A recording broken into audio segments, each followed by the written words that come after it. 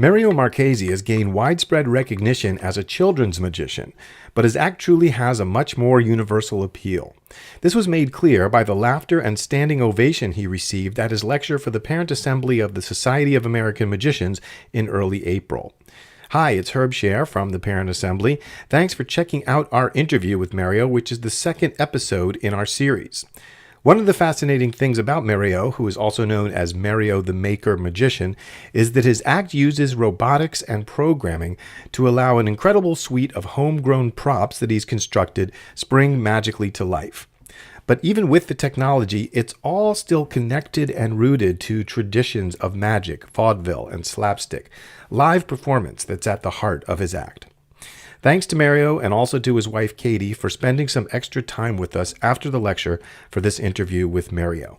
If you want to learn more, Mario and Katie have a very interesting video series, My Magic Family, at their Mario the Maker Magician YouTube channel. Check that out for perspective on how they are making things work out in their magic family business. Hi, Mario. Thank you for sticking around after your lecture. Which everybody loved. It must be, an exhausting kind of thing to put out that amount of energy for a bunch of people. So I really appreciate you staying around to talk to us. We're trying to build up our social media presence here at the Parent Assembly, and this is a great way to do that. Thank you so much. I had such an amazing time and met so many awesome people. My first question for you is, where did you find a lamp that is such a skilled practitioner of vaudeville shtick? With my robotic lamp. Where did you meet that lamp? Did you guys do the circuit before you brought it into New York or something? Man, that lamp has gotten there's so many versions of that lamp. You should see my attic. There's like many brothers and sisters of that robot lamp. That lamp is I think the thing that I love so much is that obviously you're integrating technology into your act, but it's very rooted in the traditions of vaudeville and comedy performance. What you're doing is really a live experience. We're at such an interesting time right now where so much is happening with technology left and right, and some people are bringing magic to the internet, and that's a whole new thing that's developing. But this is, even though you're integrating this technology, it's essentially live. It's there's so much software, right? Like with our phones and all this stuff. So I'm like using, trying to use that software and put it into hardware and hiding it in big vintage military cases that you see with the lamp, and trying to it's kind of like adding distortion to a guitar. It's like it's playing the same song but trying to put my flavor into it. So when I saw the routine that you do with the lamp, that is what I was really impressed by, is that it is connected to that history of physical comedy and vaudeville. And I'm wondering if you could talk about the influences that kind of led you to, I guess, connect with that material and obviously love it so much. When I was like 18, 19, I watched this movie called Benny and June, and I was with Johnny Depp, and he kind of did this whole bit in the movie where he was kind of like Charlie Chaplin and Buster Keaton, and he was just entertaining people in the park, and it changed my life. Like seeing that kind of style of comedy where there's no talking and it's just happening right in front of your face with simple objects, so from that, it kind of snowballed. I got into magic, and then I'm researching and hearing people, watching videos of the great Ballantyne and George Carl and early Steve Martin, just playing with a napkin, and then I'm realizing like this whole vaudeville and comedy history of slapstick, right? And I just fell in love with it because it's what makes children laugh, even today. And I feel like some of that sometimes gets lost with all the YouTube and all the cartoons and all that. And so it's my way of how do I integrate this beauty of life, this art form of physical comedy, but how do I utilize the technology that exists in my lifetime, right? Where we have 3D printing, where we have programming, we have access to the internet. There's all these powerful things that are in front of us for our generation. And so, it's just me. It's my obsession with technology and then my obsession with slapstick comedy kind of marrying each other in a performance, Before we get into the technology, I still want to stick with the slapstick comedy. Because, I wonder if, when I watch you, I see the roots. You talked about Charlie Chaplin and your love for that. And even though you're interacting with the lamp, it's kind of like the lamp is one-upping you and all this. Yeah. Can you talk about, I don't know if it's possible to put it to words, but what is at the root of this vaudeville slapstick, this type of comedy? There's something about the pathos, about the, you know, the clown, the guy always being, you know, kind of put down slightly or something like that. Yes. But I don't even understand myself why it's so funny. I mean, like, you know. I think what I learned without realizing was that kids, you know, and children, they spend most of their life with adults telling them what to do and how to behave and this kind of serious tone, you know? And I think by accident, when I just started performing, you know, watching what makes kids laugh is like watching a grown-up completely,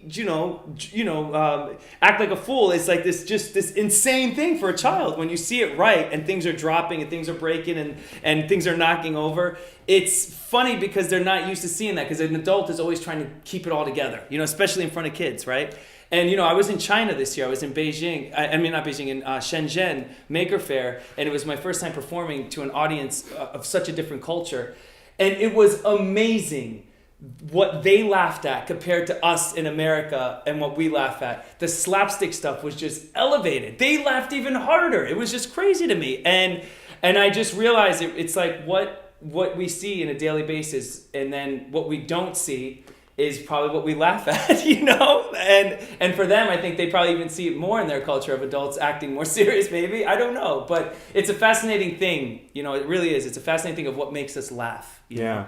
It really is. But it's just so interesting how people get hooked onto a specific type of comedy, and you can't really totally verbalize what it is. It's just what moves you. Yeah, and I think you nailed it. Yeah. It's what moves you. And for some reason, at an early age, I did a lot of hitchhiking. I didn't even go into it in the lecture, you know, and just street performing. It's, you know, that kind of moves me. The idea of just using a handkerchief and making someone laugh. You know, I don't know how that led to the robotics, but that's where it started. That's the root of it. Yeah, you so know? I did want to talk a little bit about all the interest in technology. I mean, when Yeah. you were a kid, were you taking apart radios or your mom's blender or anything like that? I mean, you know, people always say that. I was always into art. I had an amazing high school teacher, Miss Ranello, and she changed my life. She introduced me to the Impressionist movement, the Andy Warhol, Alexander Calder, all these amazing artists that made a living doing art. I never heard that. My parents were immigrants from Italy. My dad's a mason. I watched him work so hard growing up, you know. So my idea in my head was always like, when I grow up, I need to do something fun, like something that I love, you know. And so it was just between those two things, and Miss Ranello introduced me to that there is a possibility that you could maybe make a living doing art, you know, and that kind of stirred my soul, you know. That's why I traveled, you know, and then it kind of just organically grew, you know, into the magic thing, you know. It was by accident I jumped into a magic shop. It wasn't on purpose, you know. I was 23, shopping at antique shops, and one of them was a magic shop, Hippity Hop Magic Shop in Grand Rapids, Michigan. Jim and Michelle Parks, they changed my life. They showed me the Hippity Hop Rabbits, the Stratosphere. They sat there for hours teaching me these core routines. Like, I had no idea how much that would impact me, you know? But, so where did the Arduino come along? right. So, yeah, I mean, that was at 22, you know, and then 24, I made it back home. And I was doing a lot of puppets and carving wood and doing just kid stuff. I don't know. And then I bought a magazine at Barnes & Noble. And on the cover was a cigar box guitar. And it said how to make. It was called Make Magazine. And there's this movement called Makers. And I was like, what? I'm such a maker, you know? And in there is this blue credit card sized little microcontroller called the Arduino. It came from Italy. I'm Italian. My first language is Italian. And just all these little sparks. And from there, what I loved about magic was Robert Houdin. The idea of walking away from your magic, where the magic works without you going near it, you know? But that was such an impossible task for me at the time in my brain. And then here comes this Arduino, you know? It's like, what? You could just learn a language with words, and you can make any motor move with, you know? Now all of a sudden I'm not thinking about gears and springs. I'm learning about language. And then from there, I got obsessed, you know? I got really obsessed for 2 years. That's all I thought about, you know? That's all I worked on. And yeah. I was just thinking, it's cool because we talk about magic as creating the experience of wonder. And when I used to hear Doug Henning say that, it just seemed like it almost made me laugh in a way. But I mean, it was wonder, you know. right. What you're doing really is creating something that's truly wonderful in the true sense of the word. It's wow. This, something that people don't see. It's like something springing to life on its own. I don't know. I mean. Do you know what I mean by that? Yeah, that means a lot. Those words mean so much to me right now. Thank you so much. Yeah, that's the goal, right? That's the goal. Is like hitting every angle possible when you perform to just create that wonder. Like that's the wonder that Rick Merrill made me feel when I was in Colon, Michigan, when I was just 22 years old, just getting into magic. He did a trick where my signed card kept appearing under a card case, and I kept looking at that card case, and he just kept doing it. And then all the cards were under the card case. Like, it was just this powerful, supernatural moment. I literally walked out of the Veterans Hall and took 10 minutes to breathe. Like, it was like, how am I not supposed to be a magician after seeing something like that, you know? That kind of wonder is like why we're alive, you know? Yeah. I initially met you for the first time at Magi Fest, but Yes. the year before, Levent lectured there, and he talked a lot about 3D printing, and he was obsessed with it. His whole lecture was like, 3D printing, I love 3D. And then I heard you tonight, like, 3D printing, I love. So, like, what is it about 3D printing that's turning on all these magicians? I don't get it. I can barely use a regular printer. I mean, I think it's more like, it's like a superpower, you know, because what happens is if you learn 3D design and then you get a 3D printer, you literally, your brain, everywhere you walk and talk, it's like, can I 3D print that? You know, like, or can I, like, literally, like, I'm restoring a 71 Volkswagen Transporter, like, the knobs in the Transporter radio, like, I 3D printed because I can, you know, and it's like this, you know, that's what it comes down to. Like, when you learn how to make something, you know, I tell the kids that, like, you start to understand something. When you start to understand something, it's like this peace, the fear goes away, you know?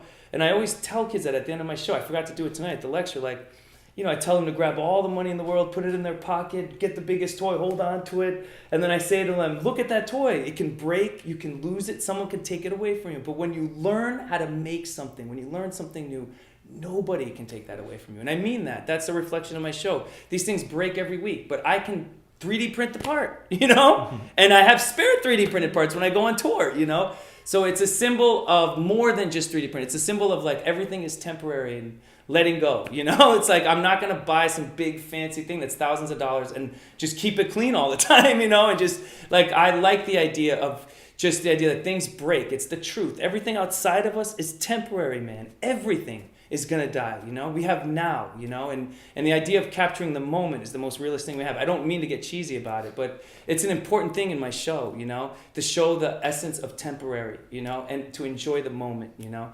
And yeah, so I spent weeks, you know, I spent 2 days before I got here fixing that lamp. So it's a reflection of what I do, but it's a pain, you know? But I feel like there's hopefully a bigger meaning that people see, you know what I'm saying?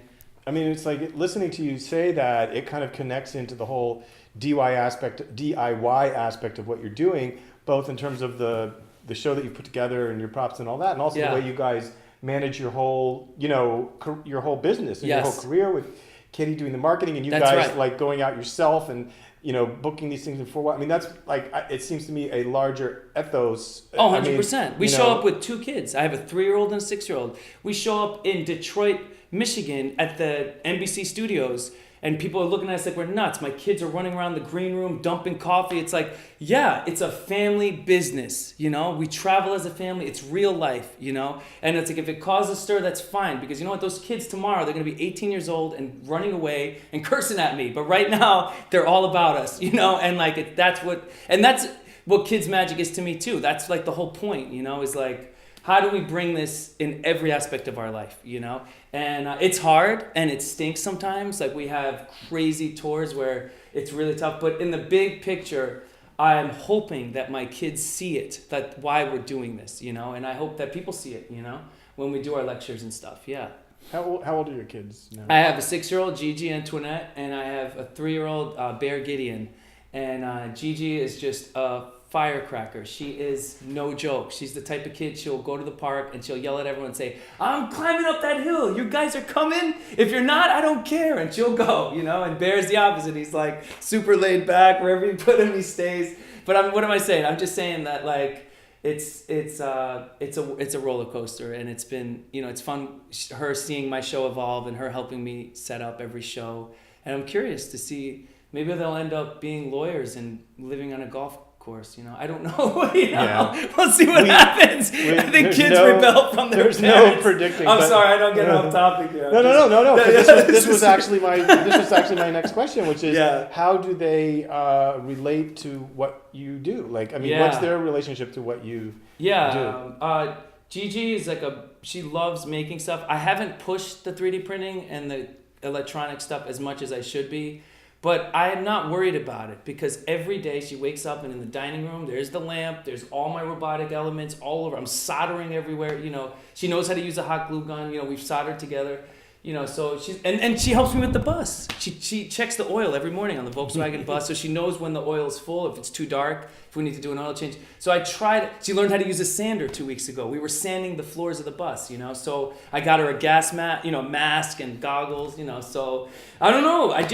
I'm trying to break that mold where she's a child, but she's not. I want to teach her stuff, and her to be around it, do they like?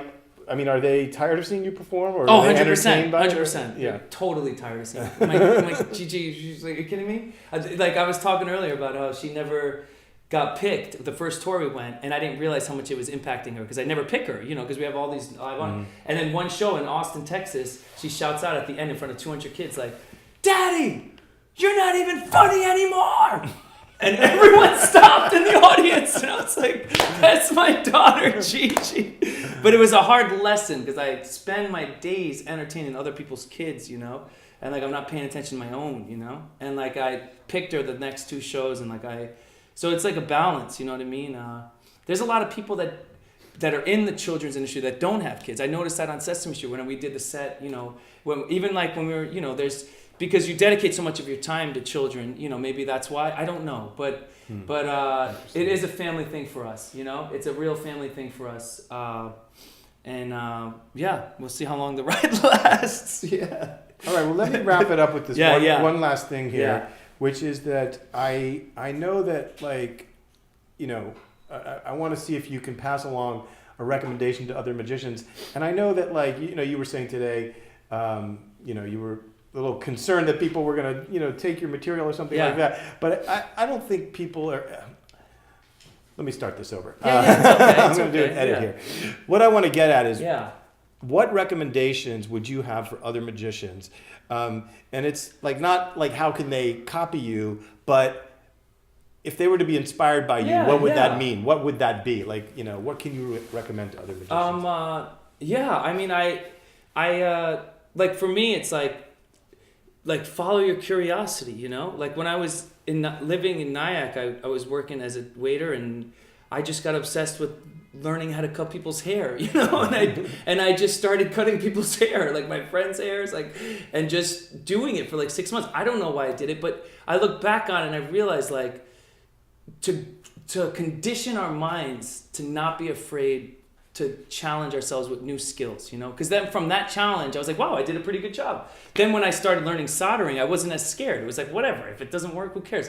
But those little baby steps of following my curiosity, no matter what. I don't care if it has nothing to do with magic, but it all, someone told me that I lived at this Buddhist house in Michigan, for 2 years. And someone told me in that house, all the talents that you gain along the way, they're going to come back to you when you need them most, when you don't realize it, And I was like, yeah, whatever. But it's true. I learned how to sew, and then I ended up, now I've restored my whole Volkswagen. I sewed all the seats, and I learned how to sew jeans, but I utilize that skill now in my magic. I have pouches and stuff, and, so I'm just saying, it doesn't go wasted, So that, I think of Juan Tamariz too, he's so curious. He's always following his curiosity, and I feel he's so revolutionary because of that. It's such a simple thing, but it's so hard to keep doing as we get older. We become more rigid, It's I want to be flexible everywhere I go, and I got to remember to have fun, it's so important to remember to have fun, and I think flexibility and fun and that stuff is important. There's simple things that we keep forgetting as adults, and kids remind us of that, That's one of the fun things about having kids, is that they remind you of what it's about. Awesome. Awesome. Thank you. Okay. Very much. Cool. I know I talk a lot. I'm talking about 30 minutes.